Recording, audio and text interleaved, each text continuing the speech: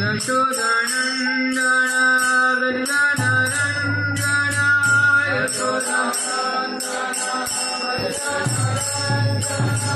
Yashodanandana Vrindanarandana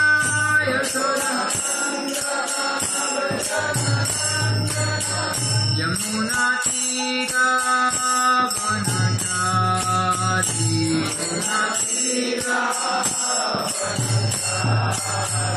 Yamuna Tira Vanachari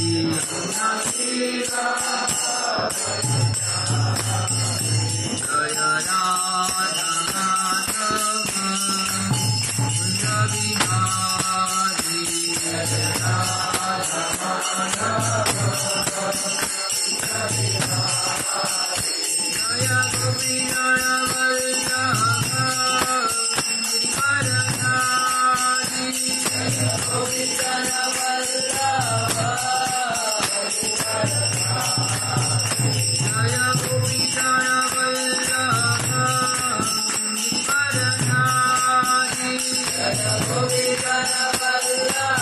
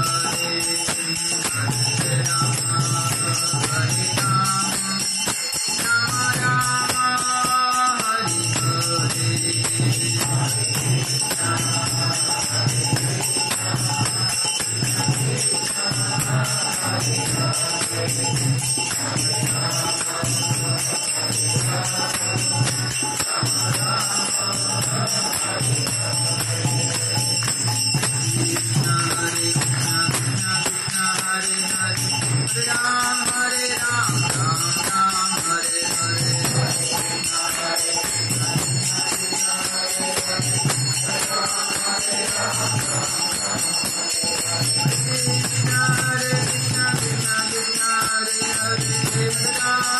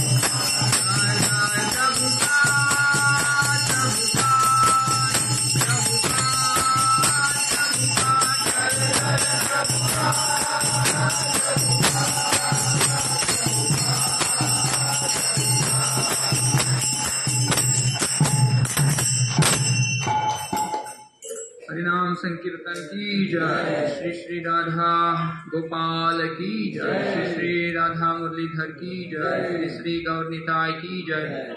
Shri Shri Vitthal Rukmini भगवान की जय। ग्रंथराज श्रीमद् भगवद गीता की जय। श्रील प्रभुपाद की जय। गौर भक्त वृंद की जय। निताय गौर प्रेमानंदे हरि हरि बोल। ओम नमो भगवते वासुदेवाय। ओम नमो भगवते वासुदेवाय। ओम नमो भगवते वासुदेवाय। ओम नमो भगवते वासुदेवाय। ओम नमो भगवते वासुदेवाय।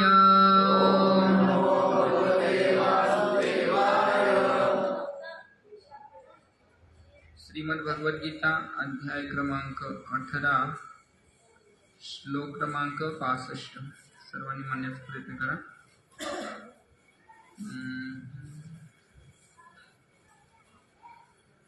मन्मना भव मद्भक्तो मद्याजी मां नमस्कुरु। माम एव एष्यसि सत्यम्। ते प्रतिजाने प्रियोऽसि मे। मन्मना भव मद्भक्तो मद्याजी मां नमस्कुरु। माम एव एष्यसि सत्यं ते प्रतिजाने प्रियोऽसि मे। मन्मना भव मद्भक्तो मद्याजी मां नमस्कुरु। माम एव एष्यसि सत्यं ते सत्यम ते प्रतिजाने प्रियोसी मे। तर याचा शब्दार्थ भाषांतर आणि तात्पर्य श्रील प्रबोधांच्या द्वारा श्रील प्रभुपाद की जय। तर भाषांतर वाचतो मी। सदैव माझे चिंतन कर, माझा भक्त हो, माझे पूजन कर आणि मलाच नमस्कार कर। याप्रमाणे निश्चितपणे तू मला प्राप्त होशील। मी तुला हे प्रतिज्ञेने सांगतो, कारण तू माझा अत्यंत प्रिय सखा आहेस। तात्पर्य आहे, मनुष्याने श्रीकृष्णांचा शुद्ध भक्त झाले पाहिजे, सदैव त्यांचे चिंतन केले पाहिजे आणि त्यांच्याच प्रित्यर्थ कर्म केले पाहिजे। हा ज्ञानाचा अत्यंत गोपनीय भाग आहे। मनुष्याने केवळ उथळ ध्यानी होऊ नये, त्याने जीवनाला असे वळण दिले पाहिजे जेणेकरून त्याला सदैव कृष्ण चिंतन करता यावे आणि सदैव अशा पद्धतीने सर्व दैनंदिन कार्य केले पाहिजेत। तर काय सांगतात, जीवनाला असं वळण दिलं पाहिजे की जेणेकरून काय होईल, सदैव कृष्ण चिंतन करता यावं। सदैव अशा पद्धतीने दैनंदिन कार्य केले पाहिजे की त्या सर्व क्रिया श्रीकृष्णाशी संबंधित असाव्यात। दिवसातील 24ही तास केवळ कृष्ण चिंतन होईल अशा पद्धतीने त्याने आपल्या जीवनाची घडी बसवली पाहिजे।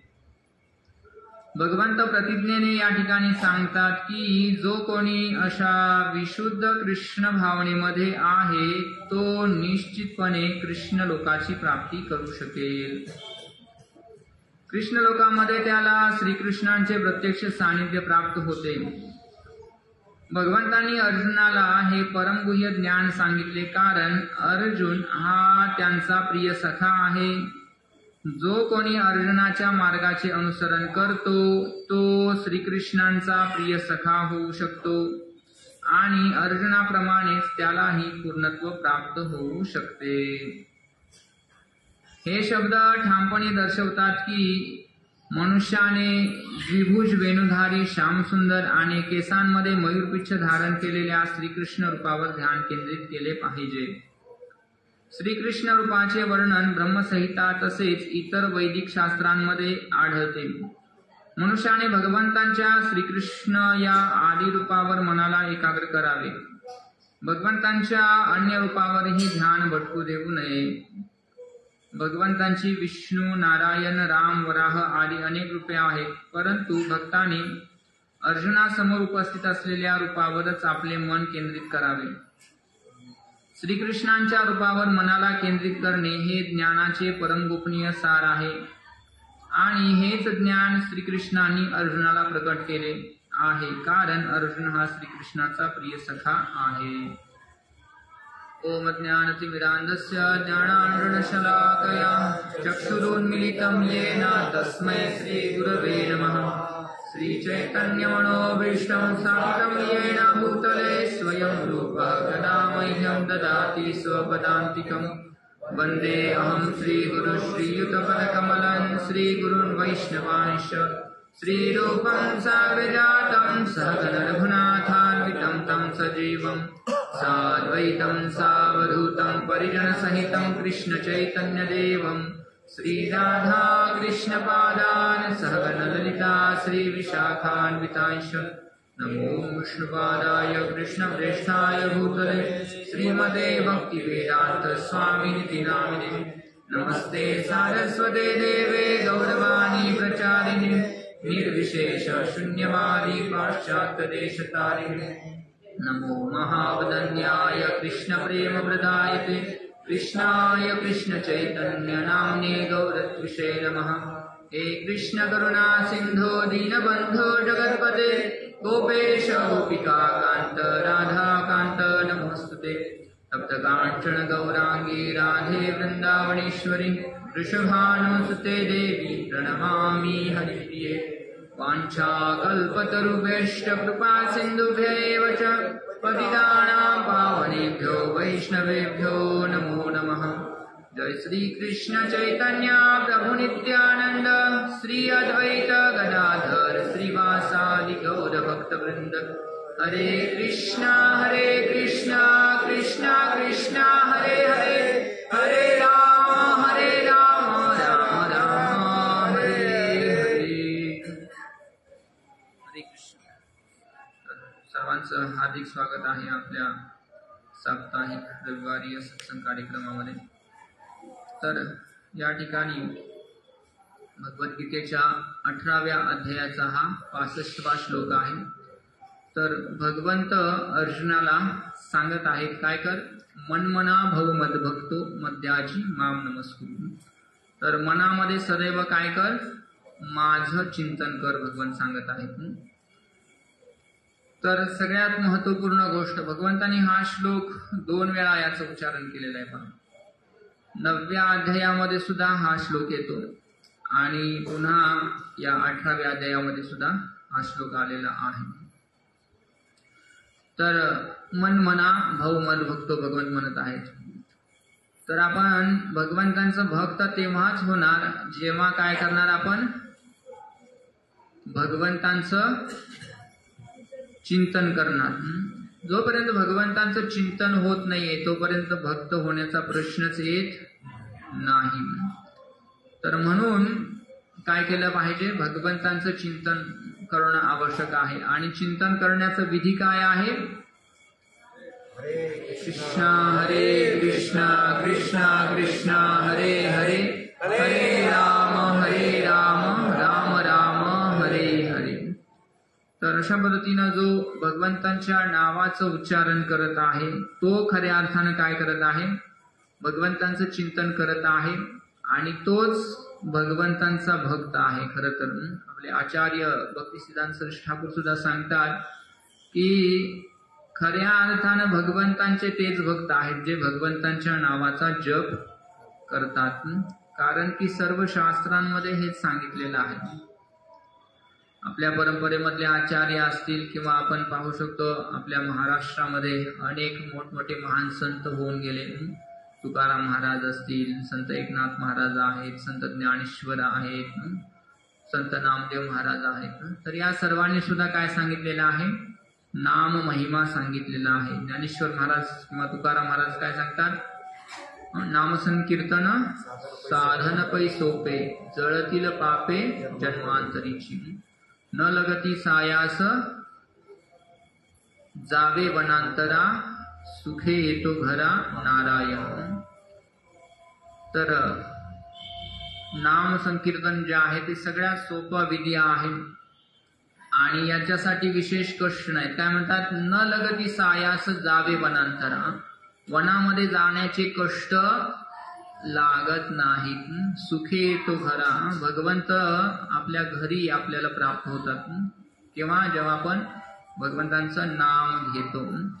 तर त्यासाठी शास्त्रामध्ये अनेक ठिकाणी या भगवंतांच्या नावाचं उच्चारणासंबंधी वर्णन आलेलं आहे. तर भगवंत आणि भगवंतांचं नाम जे आहे ते अभिन्न आहे. पहा, एखादी वस्तू जेव्हा आपल्याला पाहिजे असते तर त्या वस्तूचा आपण पुन्हा पुन्हा उच्चारण केल्यानंतर ती वस्तू आपल्याला प्राप्त होते का? एखादा रसगुल्ला रसगुल्ला रसगुल्ला रसगुल्ला असं म्हटल्यानंतर त्याला रसगुल्ला जे आहे त्याचं जे टेस्ट आहे ते प्राप्त होतं का कधी?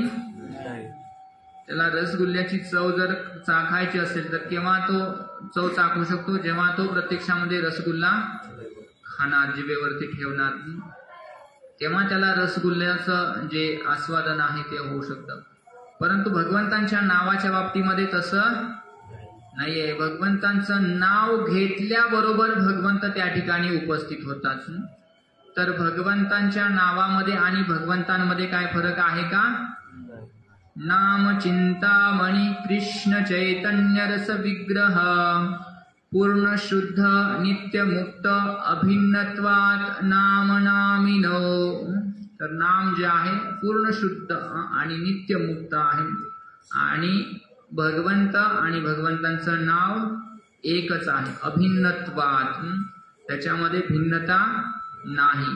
नाम आणि नामी, नाम जे आहे राम कृष्ण हरे हे भगवंतांचं नाम आहे आणि साक्षात भगवंत याच्यामध्ये काहीही भेद नाहीये. तर अशा पद्धतीने जेव्हा आपण नाम उच्चारण करत असतो तेव्हा साक्षात भगवंत त्या ठिकाणी उपस्थित होत असतात. तर त्यामुळं आपण नाम जप करत असताना सदैव काय केलं पाहिजे, भगवंतांचं नाम जे आहे ते श्रवण करण्याचा प्रयत्न केला पाहिजे. तर भगवंतांचं नाम आश्रय जे आहे ते घेणं आवश्यक आहे. प्रत्यक्षामध्ये भगवंतांची शरण घेण्यापेक्षा आपण काय केलं पाहिजे, नामाची शरण घेतली पाहिजे. कारण की प्रत्यक्षामध्ये भगवंतांची शरण घेण्यापेक्षा नामाची शरण घेणं जे आहे ते सगळ्यात जास्त लाभदायक आहे. कसं समजू शकतो आपण, रामायणामध्ये जेव्हा शूर्पणखा आली होती प्रभू रामचंद्राकडं, शूर्पणखा कशासाठी आली होती माहित आहे सर्वांना, काय म्हणली होती भगवंतांना, माझ्याबरोबर लग्न करा. भगवंतांकडे डायरेक्ट आली होती. भगवंतांनी स्वीकारलं का, उलट काय केलं, भगवंतांनी तिला विद्रूप केलेलं आहे. साक्षात भगवंतांकडे आलेले आहे, भगवंतांना याचना करत आहे, परंतु पहा साक्षात भगवंतांनी काय केलं, तिचा नकार केला दिलेला आहे तिला. परंतु दुसऱ्या बाजूला आपण पाहतो जी शबरी आहे, शबरी काय करत होती, मातंग ऋषी जे आहेत त्यांची ती शिष्या, त्यांच्याकडून तिनं काय केलं, भक्तीचं शिक्षा घेतलं. शबरीचं जीवन चरित्र असं आहे की ती जे वनामध्ये जे राहतात आदिवासी त्यांची राजाची कन्या होती ती, आणि तिचा जेव्हा विवाह ठरला होता तर विवाहामध्ये त्यांनी काय केलं होतं, अनेक बकरी कापण्याचं त्यांनी नाही का, विवाहामध्ये भोजन देतात तर त्याच्यामध्ये ते बकऱ्यांना कापायचं होतं. शेकडो बकरी आणली होती. त्या शबरीनं पाहिलं की माझ्या लग्नामध्ये हे सगळे बकरी कापले जाणार आहेत, यांचं सगळं राम नाम सत्य होणार आहे. तर तिला खूप दुःख झालं. ती म्हणली की हे व्हायला नाही पाहिजे, आणि रात्रीच तिनं काय केलं, पळून गेलेली आहे वनामध्ये. तर पळून जाऊन मातंग ऋषींच्या आश्रमामध्ये गेली. त्या ठिकाणी त्यांच्याकडून तिनं काय केलं, भक्तीची शिक्षा ग्रहण केली, आणि त्यांनी सांगितलं की तू काय कर, या ठिकाणीच राहा, या ठिकाणी तू प्रभू रामचंद्रांच्या स्वागताची तयारी कर. एक दिवस काय होईल, प्रभू रामचंद्र तुला दर्शन देतील. तर पहा शबरीनं काय केलं, रोज शबरी जे आहे ते स्वच्छ करायचे स्थान, त्या ठिकाणी रोज शेणानं सडा टाकणं आहे, रांगोळी काढणं आहे, आणि भगवंतांसाठी फळं रोज आणायची, आणि भगवंतांच्या नावाचा जप करू लागली ती. हरे कृष्ण कृष्ण कृष्ण हरे हरे, हरे राम राम राम हरे हरे. तर आश्चर्य पहा, शबरी अशा पद्धतीनं सेवा करत आहे आणि भगवंतांचं रोज स्वागताची तयारी करत आहे. तर कित्येक वर्ष अशा पद्धतीनं तिनं प्रतीक्षा केली, आणि एक दिवस साक्षात प्रभू रामचंद्र शबरीच्या कुटीमध्ये आले पहा. तर शबरीनं कुठं भगवंतांची जाऊन पूजा केली का, कुठं भगवंतांसाठी तिनं काय सेवा वगैरे बाकीच्या गोष्टी तिने करत बसली नाही. ती केवळ काय केलं, तिनं नाम घेत राहिली भगवंतांसाठी. तर भगवंत साक्षात आले पहा. याच्यावरून हे सिद्ध होतं की नाम आणि नामी या दोघांमध्ये नाम, नाम जे आहे ते श्रेष्ठ आहे. भगवंतांचं नाम आणि भगवंत या दोघांमध्ये भगवंतांचं नाम श्रेष्ठ आहे बा. साक्षात भगवंतांकडे शूर्पणखा गेली होती, परंतु भगवंतांनी स्वीकारलं का नाही, का नाही स्वीकारलं, नामाश्रय नव्हता. दुसऱ्या बाजूला शबरी जी आहे तिनं काय केलं आहे, नावाचा आश्रय घेतलेला आहे, आणि नावाचा आश्रय घेतल्यामुळं भगवंतांना त्या ठिकाणी यावं लागलं. आले की नाही भगवंत. तर अशा पद्धतीनं भगवंतांचं नाव आणि भगवंत दोघांमध्ये जर श्रेष्ठ कोण आहे असं जर का विचारण्यात आलं तर कोण श्रेष्ठ आहे, भगवंतांचं नाम श्रेष्ठ आहे. भगवंत स्वतः भागवतामध्ये पण वर्णन आहे, अहम भक्त पराधीनो हि अस्वतंत्र इव द्विजहा साधुभिर्ग्रस्त हृदयो भक्तैर्भक्त जनप्रिय. भगवान सांगतात अहम भक्त पराधीन, मी भक्ताच्या अधीन आहे, ही अस्वतंत्र इव, मी थोडा सुद्धा भक्तांच्याहून स्वतंत्र नाहीये. आणि भगवान सांगतात की साधो हृदयम मह्यम साधूनां हृदयम तु अहम मद अन्यन्ते न जानन्ति नाहम तेभ्यो मनागपि. काय म्हणतात भगवान? साधो हृदयम मह्यम, साधूंचं हृदय जे आहे ते काय आहे? मी आहे. आणि माझं हृदय म्हणजे काय आहेत? साधू आहेत.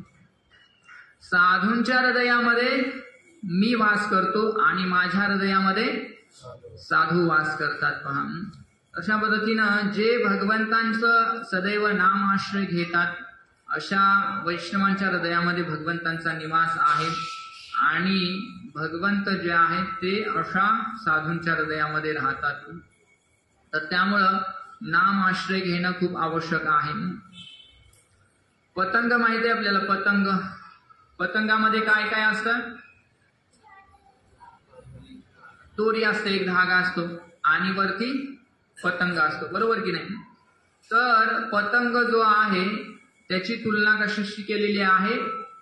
भगवंतांशी केलेली आहे. आणि दोरी जी आहे ते काय आहे? नाव आहे भगवंतांचं. तर पतंग जो आहे कशाद्वारे नियंत्रित होतो? दोरीद्वारे नियंत्रित होतो की नाही?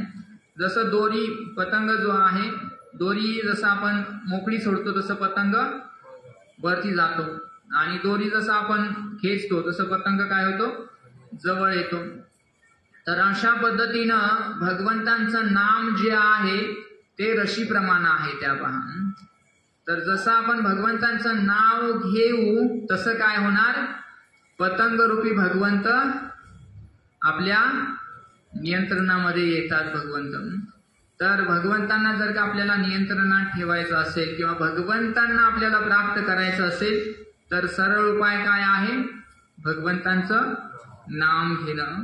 तर त्यामुळं आपण भगवंतांचा आश्रय घेतला पाहिजे, नावाचा आश्रय घेतला पाहिजे. सदैव नाम जे आहे त्याचं चिंतन आपण केलं पाहिजे. तर अनेक वेळा आपण ऐकतो की छोडो घरद्वार चलो हरिद्वार, नाही का? पण हे कलियुगामध्ये शक्य आहे का? आपल्यापैकी सांगितलं की घरदार सोडायचंय तुम्हाला आता आणि हरिद्वारला जायचंय. आता बस झालं, भरपूर झालं संसार, भरपूर झालं नोकरी, भरपूर धन कमवला. आता सगळं सोडा, आता भगवंतांची प्राप्ती करायची आपल्याला आणि हरिद्वारला जायचंय. किती जण तयार आहात? प्रभूजी म्हणणार तुमचं ते भगवंत आणि तुमचं ते मंदिर ते तुमच्याकडेच राहू दे, आम्हाला काही नको, भगवंत नकोच आम्हाला म्हणणार. तर शक्य नाहीये किंवा तेवढी तयारी किंवा तेवढं समर्पण किंवा तेवढं या गोष्टी करणं आपल्यामध्ये तेवढं समर्पण अजून आलेलं नाहीये. म्हणून हरिद्वारला जाण्याची काय आवश्यकता नाहीये. आपण घर बसल्या आपण काय करू शकतो? भगवंतांना प्राप्त करू शकतो. केवळ काय करायचं आहे? ज्ञानेश्वर महाराज पण हरिपाठामध्ये सांगतात. ज्ञानेश्वर महाराज सांगतात नाम काय काल बोललो तुम्ही पहा, नाम जे आहे ते नावामध्ये आपलं मन असलं पाहिजे. चहुवेदी जाण साही शास्त्री कारण 18 ही पुराणी हरीशी गाथी. आणि पुढं सांगतात ते की त्रिवेणी संगमी नाना तीर्थे भ्रमी चित्त नाही नामी तरी ते व्यर्थ. तर अनेक तीर्थाटन आपण करतो. लोक 4 धाम यात्रा करतात, काशीला जातात, मथुरेला जातात, पुरीला जातात, हरिद्वारला जातात, सगळीकडे जाऊन येतात. परंतु सगळीकडे जाऊन आल्यानंतर सुद्धा त्यांचं आसक्ती काय जात नाही, ते भगवंतांचं नाम काय घेत नाहीत. म्हणून माऊली ज्ञानेश्वर महाराज सांगतात की त्रिवेणी संगमी, जे अलग अलग कुंभमेळे आहेत, प्रयाग असेल, नाशिक असेल, हरिद्वार असेल, सगळीकडे जातात, स्नान वगैरे करून येतात. परंतु एवढं करून सुद्धा भगवंतांच्या नामामध्ये मन लावत नाहीत. म्हणून म्हणतात की त्रिवेणी संगमी नाना तीर्थे भ्रमी, अनेक तीर्थाटन करतात. परंतु हे सगळं केल्यानंतर सुद्धा चित्त नाही नामी, भगवंतांच्या नावामध्ये जर का मन लागत नसेल तर काय आहे? चित्त नाही नामी तरी ते व्यर्थ म्हटलेलं आहे. म्हणून तीर्थाटन करण्याची आवश्यकता नाही किंवा घरदार सोडून हरिद्वारला जायलाच पाहिजे असं काय नाहीये. पण एक गोष्ट आपण अवश्य केली पाहिजे, ती म्हणजे काय केलं पाहिजे, आपण मन जे आहे ते भगवंतांच्या नावामध्ये आपण लावण्याचा प्रयत्न केला पाहिजे. तर शास्त्रामध्ये अनेक विधी सांगितले जातात. हठ योग आहे, कर्मयोग आहे, ज्ञान योग आहे, ध्यान योग आहे, मंत्र आहे, तंत्र आहे, अनेक वेगवेगळे विधी आहेत. आणि हे विधी करून लोक काय करतात, सुखी बनण्याचा प्रयत्न करत आहेत किंवा या विधींद्वारे लोक जे आहेत ते आपल्या जीवनामध्ये काहीतरी प्राप्त करण्याचा प्रयत्न करत आहेत. परंतु हे सगळं करणं जे आहे ते करून आपल्याला अंतिम जे उद्देश आहे, आपल्याला आपण सुखी बनण्यासाठी या सगळ्या गोष्टी करतो, परंतु हे सगळं करून सुद्धा आपण सुखी होत नाही. तर त्यासाठी आपण या सगळ्या विधींचा काहीही म्हणजे या सगळ्या विधी ज्या आहेत त्या विधी आचरणात आणण्याचा प्रयत्न आपण न करता केवळ आपण काय केलं पाहिजे, भगवंतांचं नाव घेतलं पाहिजे. जसं की वर्णन आहे चैतन्य शिक्षाष्टकामध्ये, काय सांगतात, नामनामकारी बहुधा निज सर्व शक्ती तत्रार्पिता नियमिता स्मरणेन कालः एतादृशी तव कृपा भगवन् ममापि दुर्दैवमीदृशमिहाडणिनानुरागः. तर भगवंतांच्या नावामध्ये काय आहे, सर्व प्रकारच्या शक्ती विहित आहेत. आणि याच्यासाठी कोणतं विधिविधान आहेत का, तत्रार्पिता नियमिता स्मरणेन कालः. तर याच्यासाठी कोणत्याही प्रकारचं नियम नाही आहे, काळ वेळ स्थिती याचा विचार केला जात नाही. आणि खऱ्या अर्थानं हे कसं आहे, आनंदांबुधी वर्धनम आहे. भगवंतांचं नाव आपल्या आनंदामध्ये सदैव वर्धन करणारं आहे. तर खऱ्या अर्थानं नामाचं जे अनन्य आश्रय ज्यांनी घेतलेला आहे, गीतेमध्ये सांगतात काय, अनन्यच चिंतयंतो. भगवंतांचं कसं चिंतन करायचं आपल्याला, अनन्य भावानं. अन्य एक एक शब्द छोटासा असतो, परंतु त्याचा अर्थ जो आहे खूप गहन अर्थ, सखोल अर्थ असतो. तर ते अर्थाचं आपण अर्थावरती चिंतन केलं पाहिजे आणि त्यानुसार आपण आचरण करण्यात.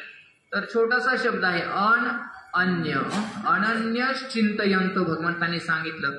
अनन्य म्हणजे काय, कोणत्याही इतर गोष्टीचं चिंतन न करणं.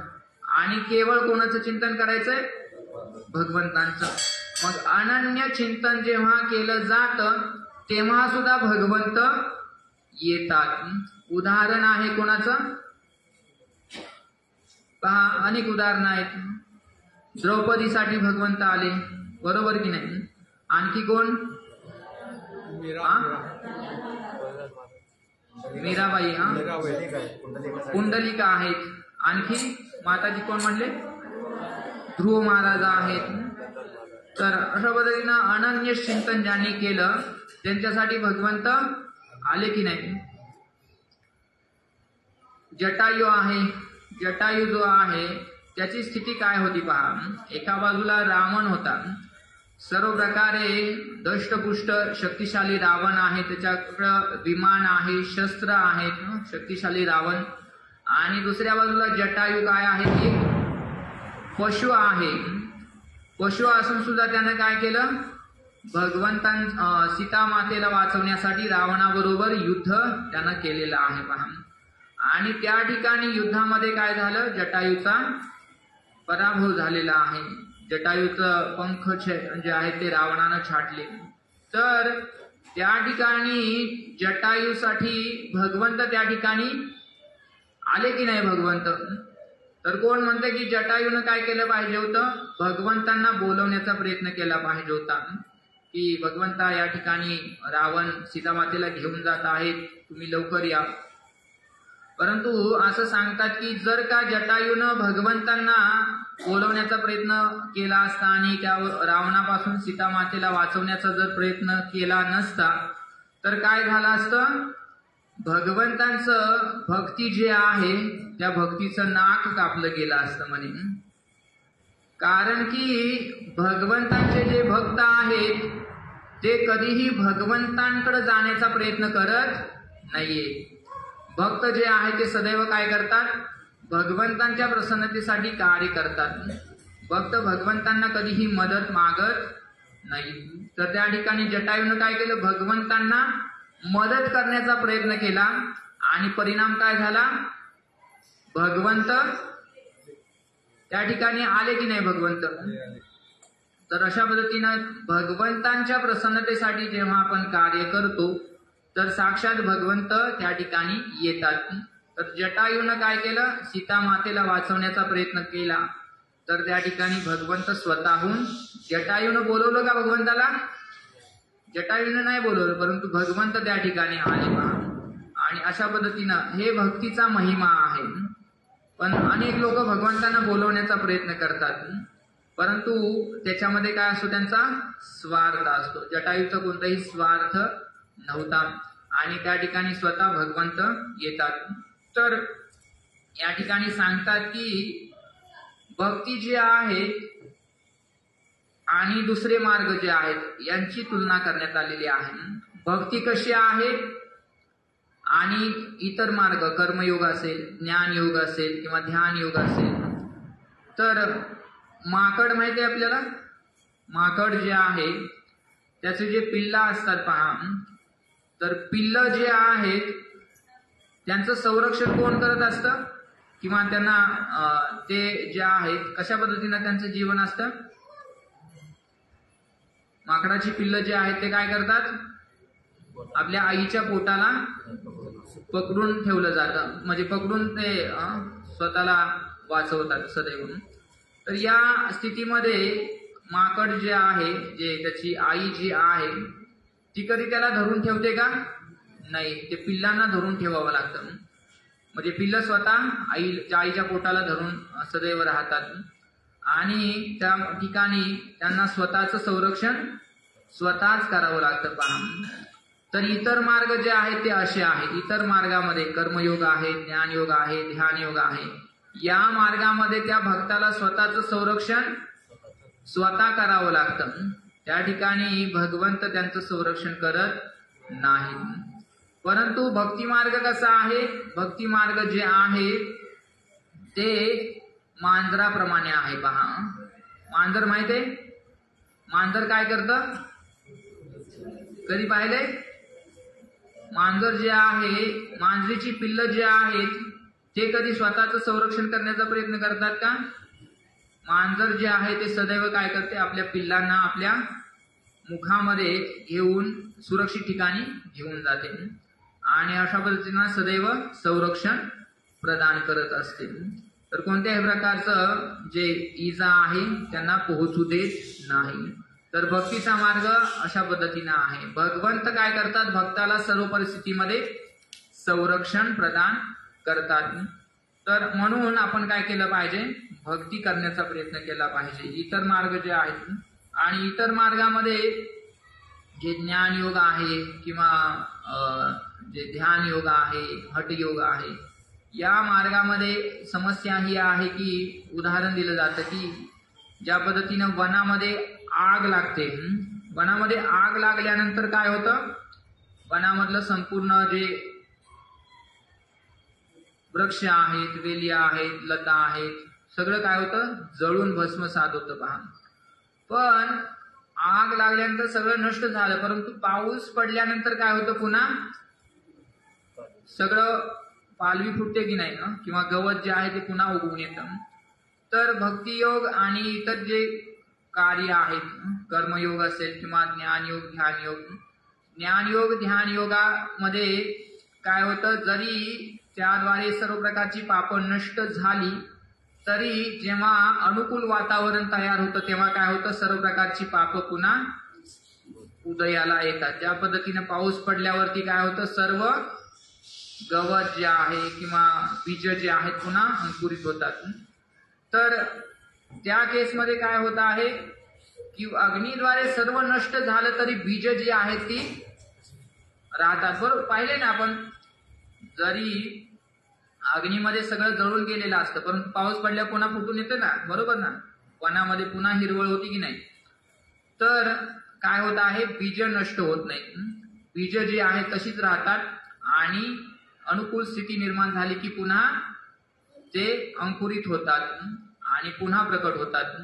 परंतु भक्ती योगामध्ये काय होतं, सर्व प्रकारची पाप बीज सुद्धा नष्ट होतात. पहा, भक्ती योग असा आहे ज्याच्यामध्ये जे बीज जे आहेत ती सुद्धा जळून भस्मसात होतात. तुम्ही घरामध्ये जे बीज आहे जसं की शेंगदाणे आहेत किंवा जे पण आहे तव्यावरती भाजायचे आणि ते शेतामध्ये पेरायचे, उगवतील का? कधीच उगवणार नाही ते. का? कारण की ते काय झालेलं आहे, भाजल्यामुळं त्याचं जे अंकुर जे आहे ते नष्ट झाले, ते उगवण्यासाठी अनुकूल नाहीये. तर भक्तियोग असा आहे, भगवंतांचं नामजपाचा विधी असा आहे की सर्व प्रकारची पाप बीज सुद्धा नष्ट होतात. पहा, नामजपामध्ये. परंतु इतर विधीमध्ये काय होतं, पाप नष्ट होतात परंतु पापाची बीज नष्ट होत नाहीत. म्हणून श्रेष्ठ विधी काय आहे, नामजप विधी आहे. नामजप विधीमध्ये काय होतं, सर्व प्रकारची पाप बीज सुद्धा नष्ट होतात.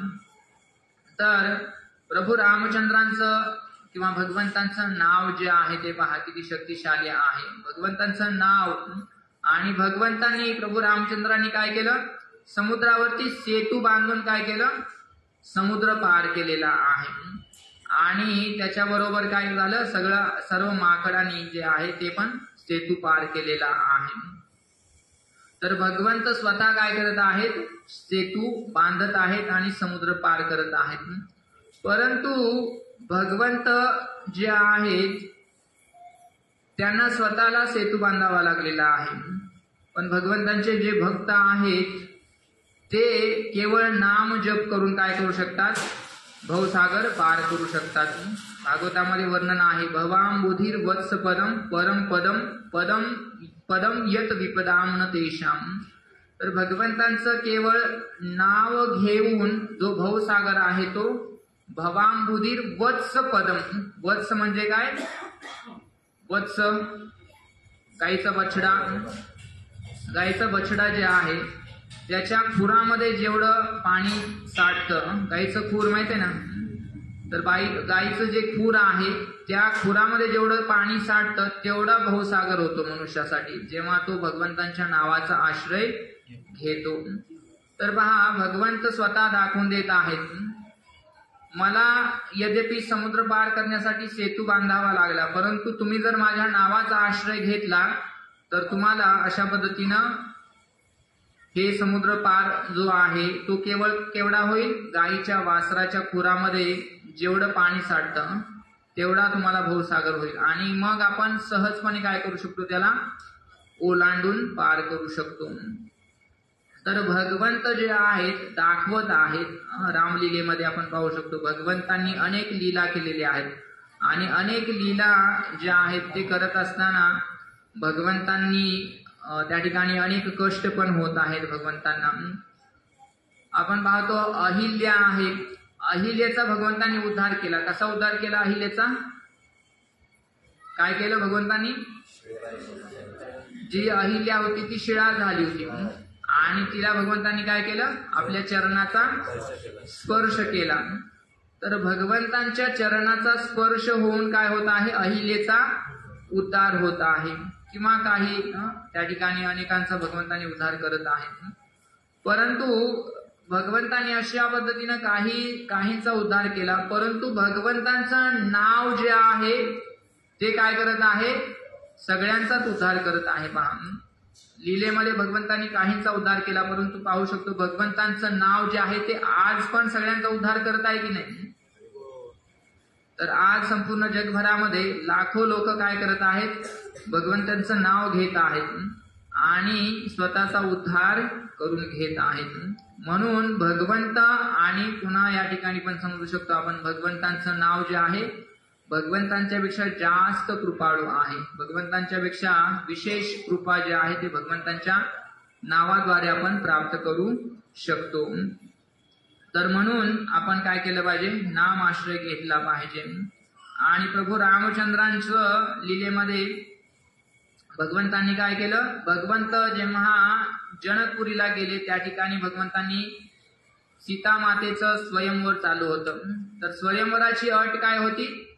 जो कोणी धनुष्य बाणाला प्रत्यंचा लावेल त्याच्याबरोबर माता सीतेचा विवाह होईल. मग त्या ठिकाणी प्रभू रामचंद्रांनी काय केलं? ते धनुष्य तोडलेलं आहे पहा. तर आचार्य सांगतात की ते जे धनुष्य आहे ते धनुष्य म्हणजे काय आहे? आपला मिथ्या अहंकार आहे. तर मिथ्या अहंकार जोपर्यंत नष्ट होत नाही तोपर्यंत आपल्याला भक्तिरूपी सीता प्राप्त होत नाही. तर प्रभू रामचंद्रांनी काय केलं? मिथ्या अहंकार रूपी धनुष्याचं भंग केला आणि मग त्यांना काय झालं? माता सीता प्राप्त झालेली आहे. तर भक्ताला सुद्धा जोपर्यंत आपल्या हृदयामध्ये जो मिथ्या अहंकार आहे तो अहंकार नष्ट होणार नाही तोपर्यंत आपल्याला भक्ती प्राप्त होणार नाही. आणि भक्ती जो अहंकार आहे तो कसा नष्ट होईल? काय केल्यानं अहंकार नष्ट होणार आहे? नाम जप केल्यानं. हरे कृष्ण कृष्ण कृष्ण हरे हरे, हरे राम राम राम हरे हरे. तर खूपच सैद्धांतिक होत आहे. तर फिलॉसॉफी थोडस अवघड जातं पचायला किंवा समजायला किंवा ऐकायला पण बोर होऊन जातं कधी कधी. तर एक कथा सांगतो तुम्हाला. दक्षिण भारतामध्ये उडुपीला कोण कोण गेलेला आहे? जवळ आहे इकडून मला वाटतं सांगितलं आपल्याला. तर उडुपीमध्ये जे उडुपी मठ आहे त्याचे वेगवेगळे आचार्य आहेत. तर त्या ठिकाणी उडुपी मठामध्ये एक ठिकाणी एक जे आचार्य आहेत ते प्रवचन अशा पद्धतीने प्रवचनाला बसलेले आहेत व्यासासनावरती आणि त्यांचे शिष्य समोर बसले होते पहा. तर हे सर्व शिष्य जे आहेत त्याच्यापैकी एक शिष्य प्रश्न विचारतो. सत्य घटना आहे. तर मध्वाचार्य जे आहेत तर त्या ठिकाणी प्रश्न विचारण्यात येतो की गुरुजींना की भगवत धामामध्ये कोण जाणार असा प्रश्न विचारण्यात येतो. तर प्रत्येकाला एकाला सांगतात की हे जातील का हे जातील का. तर मग त्या ठिकाणी सगळे विद्वान होते बरं का. सगळे जे आहेत शास्त्रांचं ज्ञान असणारे लोक होते आणि भक्तिमय कार्य करणारे. तर त्या गुरुजींनी सांगितलं की त्यांना विचारण्यात आलं की हे महान विद्वान आहेत त्यांना शास्त्राचं सर्व ज्ञान आहे हे भगवत धामाला जातील का? तर म्हणे की नाही भगवत धामाला ते जाणार नाही.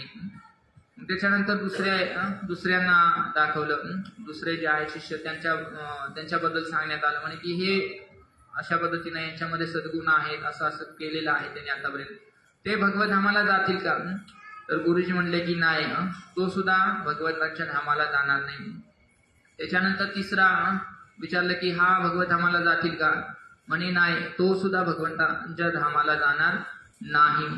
अशा पद्धतीने एक एक शिष्य जे आहेत त्यांना वाटलं की कोणच भगवंताच्या धामाला जाणार नाही.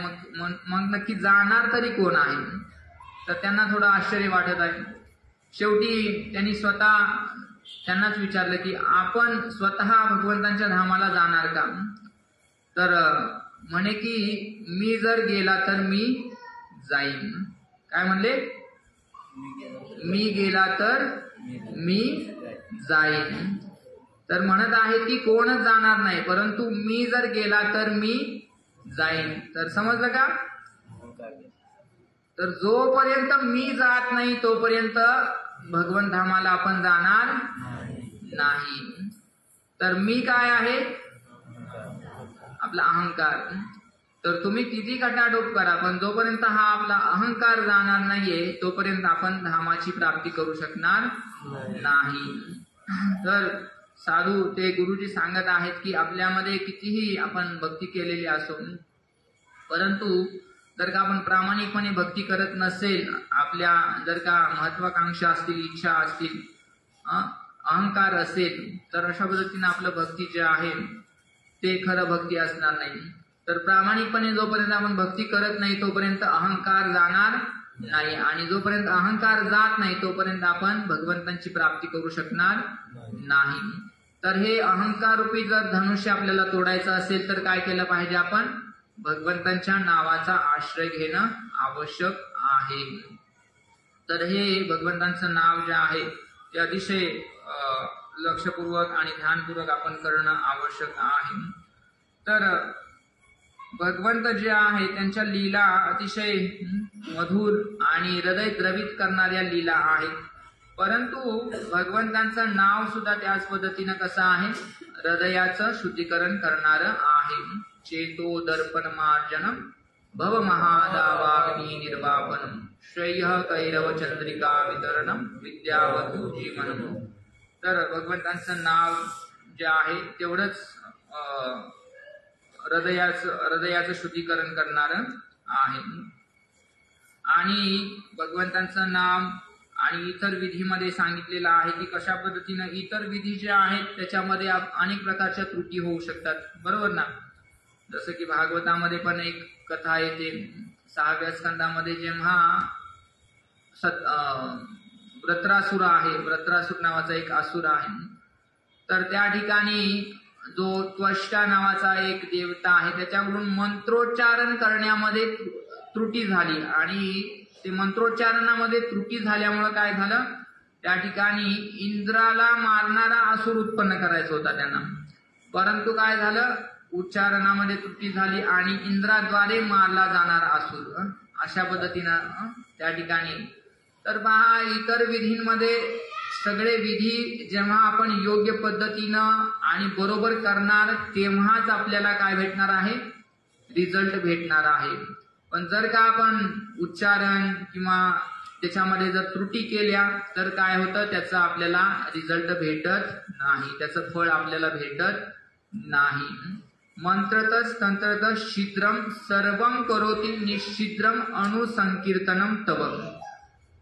पण भगवंतांचं नामकीर्तन केल्यामुळं काय होतं, सर्व प्रकारच्या त्रुटी ज्या आहेत त्या नाहीशा होतात. म्हणून सगळ्या विधींमध्ये आपण काय केलं पाहिजे, भगवंतांचं नाम संकीर्तन केलं पाहिजे. वृंदावनामध्ये प्रभुपादांनी कृष्ण बलराम मंदिराचं निर्मिती केलं आणि त्या ठिकाणी जे त्या ठिकाणचे इतर ब्राह्मण वगैरे आहेत त्यांना बोलवलेलं आहे यज्ञासाठी. तर प्रभुपाद आपल्या शिष्यांना सांगितलं त्यांना त्यांचा यज्ञ करू द्या. प्रभुपादांनी एक औपचारिकता म्हणून जे व्रजवासी आहेत किंवा वृंदावनाचे इतर गोस्वामी आहेत त्यांनी आपल्या मंदिराला मान्यता द्यावी म्हणून प्रभुपादांनी काय केलं, यज्ञ केला. प्रभुपादांची इच्छा नव्हती. प्रभुपाद म्हणले की त्यांना यज्ञ करू द्या, तुम्ही काय करा, संकीर्तन करा. आणि आपल्या सर्व शिष्यांना प्रभुपादांनी सांगितलं की तुम्ही संकीर्तन करा. एका बाजूला यज्ञ होईल, दुसऱ्या बाजूला काय होईल, संकीर्तन होईल. तर अशा पद्धतीनं संकीर्तन जे आहे सर्व प्रकारच्या त्रुटी ज्या आहेत त्यांची पूर्तता करतं. तर सर्व प्रकारचं जे त्रुटी आहेत त्याची पूर्तता करायची असेल तर काय केलं पाहिजे, संकीर्तन करणं आवश्यक आहे. एक कथा येते तर त्याच्यामध्ये पती विवाह संपन्न होतो. पहा, पती पत्नी जे आहे त्यांचा विवाह झालेला आहे. विवाह झाल्यानंतर विधी असते, काय केलं जातं, मंदिरामध्ये जोडपं येतं दर्शनासाठी, आशीर्वाद घेण्यासाठी देवतांचा. तर हे पती पत्नी जे आहेत, पती जो आहे आपल्या पत्नीला घेऊन आलेला आहे मंदिरामध्ये. तर मंदिर कोणाचं होतं, कालीचं मंदिर होतं. कालीचं मंदिर होतं आणि कालीच्या मंदिरामध्ये तो पती जो आहे आपल्या पत्नीला घेऊन गेला आणि प्रार्थना करतो, हात जोडून अतिशय विनवणी करतो, प्रार्थना नम्रपणे प्रार्थना करतो. प्रार्थनेमध्ये तो काय म्हणतो, भक्ष भार्या. त्याला संस्कृत काय येत नव्हतं, परंतु त्याला वाटत होतं की मी जर संस्कृतमध्ये प्रार्थना केली तर लवकर प्रार्थना ऐकली जाईल आणि म्हणून तो भक्ष भार्या. तर अशा पद्धतीनं प्रार्थना केलेली आहे आणि घरी पोहोचत आहे तोपर्यंत काय झालं, पत्नीचा मृत्यू झालेला आहे. पहा, पत्नीचा मृत्यू झाला त्याच्या. आता काय करायचं, मग काही काळ गेल्यानंतर पुन्हा त्यानं दुसरा विवाह केलेला आहे. पहा, तर दुसरा विवाह केल्यानंतर पुन्हा मंदिरामध्ये गेलेला आहे. पुन्हा मंदिरामध्ये जाऊन पुन्हा त्याला वाटलं की लास्ट टाइम मी जी प्रार्थना केली होती त्याच्यामध्ये थोडस तीव्रता कमी होती काय की आणि आता मात्र आपण आणखी तीव्रतेनं आणखी डोळे झाकून हृदयपूर्वक आणि खूप तीव्रतेनं प्रार्थना करतो, भक्ष भार्या. तर अशा पद्धतीनं तीव्रतेनं प्रार्थना करतो. तर आता घरी पण पोचला नाही तोपर्यंत काय झालं, पत्नीचा मृत्यू झालेला आहे. तर खूप दुःख झालं त्याला. तर काय करायचं त्याला समजलं नाही की काय होत आहे. पुन्हा तिसरा विवाह केला त्यानं. पहा, तिसरा विवाह करून पुन्हा मंदिरामध्ये गेलेला आहे आणि मंदिरामध्ये गेल्यानंतर पुन्हा देवीला प्रार्थना करू लागलेला आहे. तर तिसऱ्या विवाहामध्ये जी त्याला पत्नी भेटली होती ती थोडी हुशार होती, संस्कृत जाणकार होती ती. तर तिनं ऐकलं की आपले पती जे आहेत ते काय म्हणत आहेत, भक्ष भार्या म्हणत आहेत. तर ती म्हणते की अहो तुम्ही हे काय प्रार्थना करत आहात. म्हणे की मी तुझ्या संरक्षणासाठी प्रार्थना करत आहे. तर ती म्हणते की नाही, हे तुम्ही चुकीचं, भक्ष भार्या म्हणजे माझं काय कर, भक्षण कर. आणि अशा पद्धतीनं काय होणार, माझं भक्षण होणार. तर तेव्हा त्याच्या लक्षात येतं की आपण काय करत आहोत, चुकीची प्रार्थना करत आहोत. त्याला काय म्हणायचं होतं, रक्ष भार्या, अशा पद्धतीनं प्रार्थना करायची होती. परंतु त्याला माहित नव्हतं की भक्ष आणि रक्ष या दोन मधला फरक काय आहे. तर केवळ एका अक्षराचा फरक पहा. रक्ष भार्या म्हणायचं होतं, तो म्हणत होता भक्ष भार्या. आणि त्याचा परिणाम काय होत होता, त्याच्या पत्नीचा मृत्यू होत होता. तर अशा पद्धतीनं मंत्रोच्चारणामध्ये जेव्हा त्रुटी होते त्याचा परिणाम किती भयानक होऊ शकतो पहा. तर त्वष्टा जो आहे त्याच्या बाबतीमध्ये तेच झालं, सत्य घटना. त्याला इंद्राला मारणारा असुर उत्पन्न करायचा होता, परंतु त्याच्याकडून मंत्रोच्चारणामध्ये चूक झाली आणि जो असुर उत्पन्न झाला त्याचा इंद्रानं वध केला पहा. तर हे जे आहे ते मंत्रोच्चारणामध्ये आहे पहा. म्हणून इतर जे विधी आहेत ते आपण कधीच पूर्ण करू शकणार नाही, विशेषतः कलियुगामध्ये. त्याच्यामध्ये अनेक प्रकारच्या त्रुटी होण्याची संभावना आहे आणि त्रुटी होतात. आज आपण शास्त्रांचं आपल्याला ज्ञान नाहीये, शास्त्रांच्या विधींचं आपण पालन करत नाहीये, तसे ब्राह्मण नाहीये, तशी सामग्री आपल्याकडे उपलब्ध नसते, तसं स्थान आपल्याला उपलब्ध नसते. तर अशा पद्धतीने अनेक प्रकारच्या त्रुटी असतात आणि त्या त्रुटींची पूर्तता होत नाही. म्हणून कलियुगामध्ये काय सांगितलं, केवळ हरेर नाम हरेर नाम एव केवलम कलव नास्तेव नास्तेव नास्तेव गतिरन्यथा. तर हे जे आहे भगवंतांचं नाम मंत्र जे आहे ते काय आहे, उच्चाटन मंत्र आहे. सर्व प्रकारचे जे विधी आहेत त्या सर्व विधींना बाजूला सारून केवळ भगवंतांचं नाम जे आहे ते काय करू शकतं, आपल्याला उद्धाराचं साधन ठरू शकतं. तर अशा पद्धतीनं भगवंतांचं नाम आपण काय केलं पाहिजे, त्याचा आपण आश्रय घेतला पाहिजे. भागवतामध्ये सुंदर वर्णन येतं, किरात होऊन आंध्र पुलिंद पुलकश यमना खसादया ए अन्यच पापा यदपाश्रयाश्रया शुद्ध्यंती तस्मै प्रभ विष्णवे नमः. तर भगवंतांच्या शुद्ध भक्तांचा आश्रय घेऊन केवळ काय होऊ शकतं, सर्व प्रकारच्या जातीचे, पंथाचे, वर्णाचे सर्व लोकांचा उद्धार होऊ शकतो. तर आपण पाहू शकतो प्रभुपादांनी ते करून दाखवलं. जोपर्यंत प्रभुपाद आले नव्हते तोपर्यंत या गोष्टी घडल्या नव्हत्या, परंतु प्रभुपाद आल्यानंतर आपण पाहू शकतो की जे कोणत्या जातीचे आहेत, कोणत्या वर्णाचे आहेत, शिकलेले न शिकलेले सगळ्या प्रकारची लोक प्रभुपादांच्या संपर्कामध्ये आले आणि त्यांनी काय केलं, स्वतःचा उद्धार करून घेतलेला आहे. तर प्रभुपादांनी काय केलं, भगवंतांचं नाव त्या लोकांना दिलेलं आहे. तर शुद्ध वैष्णवाच्या संघामध्ये जेव्हा भगवंतांचं नाव आपण घेतो तेव्हा आपण कोणत्या स्थितीमध्ये आहे हे पाहिलं जात नाही. आपण किती अशुद्ध आहे, आपण कोणत्या जातीचे, पंथाचे, वर्णाचे, आपण किती पाप केलेले आहेत किंवा काय केलेलं आहे या कोणत्याही गोष्टीचा विचार केला जात नाही. तर शुद्ध भक्ताच्या संघामध्ये भगवंतांचं नाव घेतल्यामुळं सर्व स्थितीतला व्यक्ती जो आहे त्याचा उद्धार होऊ शकतो. आणि त्याचं स्पष्ट उदाहरण जे आहे ते प्रभुपाद आहेत. पहा, प्रभुपादांनी काय केलं, अमेरिका, ऑस्ट्रेलिया, आफ्रिका, जपान, चीन सर्व देशांमध्ये ते लोक, त्या लोकांना कोणत्याही प्रकारचं सदाचाराचं ज्ञान नव्हतं. ते लोक सर्व प्रकारच्या शास्त्रांच्या नियमांचं उल्लंघन करणारे लोक होते. परंतु त्या लोकांनी काय केलं, प्रभुपादांच्या संघामध्ये येऊन भगवंतांचं नाव घेतलं आणि पाहू शकतो ते लोक सुद्धा काय झाले, भगवंतांचे भक्त झाले. त्या लोकांनी सुद्धा आपलं जीवन सफल केलेलं आहे. तर अशा पद्धतीनं काय होऊ शकतं, भगवंतांचं नाव आपण आश्रय घेतला, शुद्ध भक्तांच्या कडून जर का आपल्याला नाम प्राप्त झालं तर आपलं जीवन जे आहे ते निश्चितपणे आपण यशस्वी करू शकतो. आणि शेवटी भगवंतांचं नाव ज्या ठिकाणी उच्चारण केलं जातं त्या ठिकाणी भगवंत आहेत. पहा, तर सर्व पाठीमागं सर्वांनी म्हणण्याचा प्रयत्न करू शकता. सुंदर श्लोक आहे. तर नाहं वसामि वैकुंठे, नाहं वसामि वैकुंठे, न योगिनां हृदयेषु वा, न योगिनां हृदयेषु वा, यत्र गायन्ति मद्भक्ता, यत्र गायन्ति मद्भक्ता, तत्र तिष्ठामि नारद.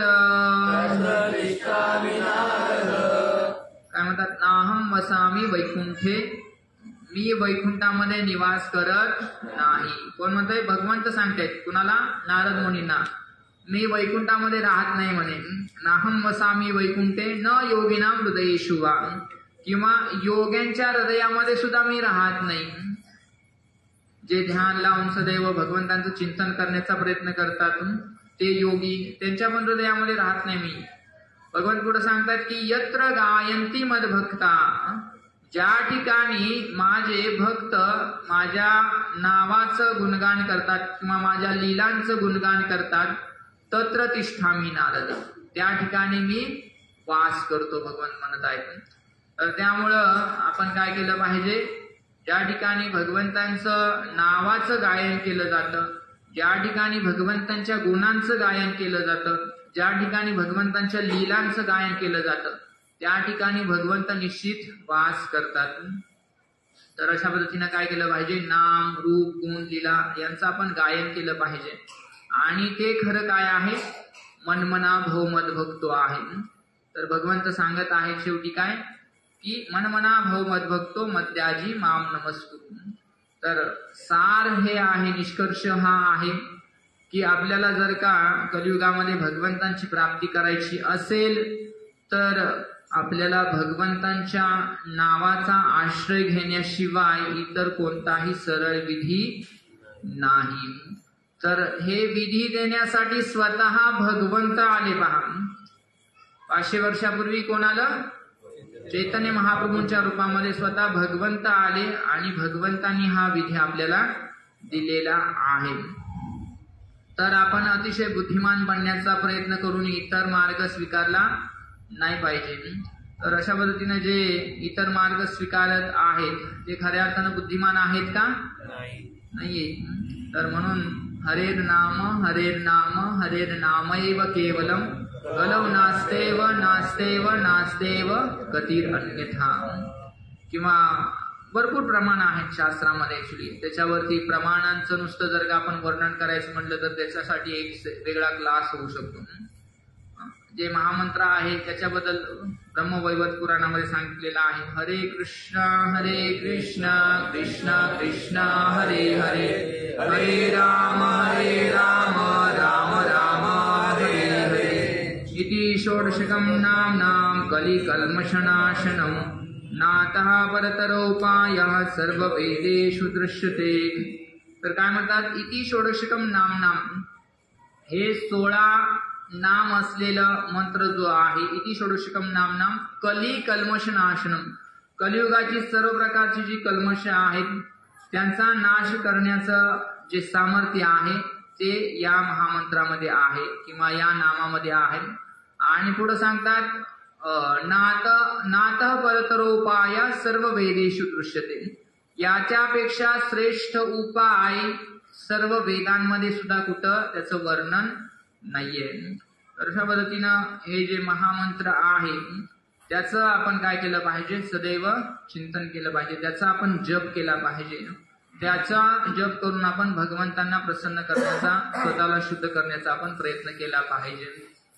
आणि अशा पद्धतीने काय होऊ शकतं, आपण भगवंतांना प्राप्त करू शकतो. भगवंत काय सांगतात, माम एव एषशी सत्यम ते प्रतिजाने प्रियोशी. अशा पद्धतीने जर का आपण भगवंतांचं सदैव चिंतन केलं तर भगवान सांगतात, माम एव एषशी, तू काय होशील, मला येऊन प्राप्त होशील.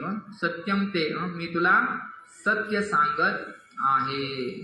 हरे कृष्णा कृष्णा कृष्ण हरे हरे, हरे राम राम राम हरे हरे. तर अशा पद्धतीने पहा, पिता आणि पुत्र यांच्यामध्ये पिता जो आहे, जेव्हा पित्याने जर कृपा केली तरच काय होऊ शकतं, पुत्र जो आहे त्याला सगळ्या गोष्टी प्राप्त होऊ शकतात. पित्याने जर कृपा नाही केली तर पुत्राला काय प्राप्त होऊ शकतं का, नाही होऊ शकतं. तसं भगवंत आपल्यावरती कृपा करत आहेत आणि भगवंतांची कृपा म्हणजे काय आहे, हे भगवंतांचं नाम आहे. तर भगवंतांना प्रसन्न करण्याचा हा विद्या आहे, पित्याला प्रसन्न करण्याचा हा विद्या आहे. आणि अशा पद्धतीने आपण नाम जप करून भगवंतांना प्रसन्न करू शकतो आणि सर्व जे लाभ आहेत ते आपण प्राप्त करू शकतो. आणि हे संकीर्तन आंदोलन आपलं तेव्हाच सफल होणार जेव्हा आपण काय करणार, नामाचा आश्रय घेणार आहे. तर ठीक आहे, या ठिकाणी आपण थांबू. कोणाचा काय प्रश्न आहे किंवा कमेंट असेल आपण बोलू शकता.